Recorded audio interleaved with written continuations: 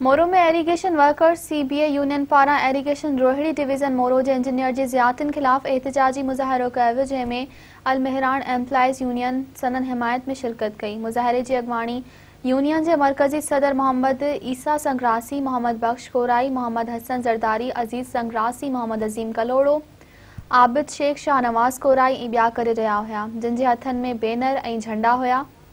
मुज़ाहिरीन मुख़्तलिफ़ हंधनि खां थींदा मोरो प्रेस क्लब पहुता, जिते अॻवाननि ख़िताब कंदे चयो त एरीगेशन रोहिड़ी डिवीज़न मोरो जो इंजीनियर तारिक़ हर मुलाज़िम दुश्मन आहे।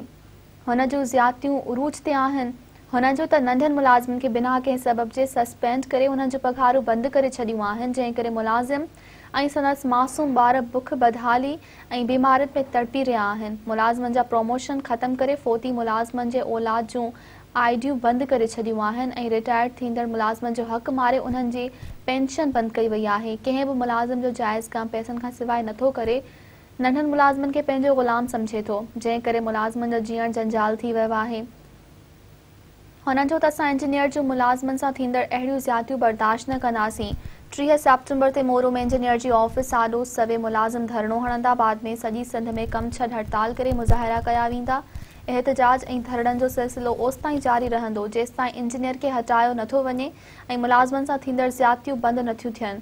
हुननि सिंध जे वॾे वज़ीर सैयद मुराद अली शाह, एरीगेशन जे सूबाई वज़ीर ऐं आला इख़्तियारनि खां मुतालबो कयो त इंजीनियर तारिक़ हर खे हटायो वञे, नंढनि मुलाज़िमनि सां ज़ुल्म बंदि करायो वञे, न त ॿी सूरत में ख़राब हालतुनि जी ज़िम्मेवारी इंजीनियर ते हूंदी।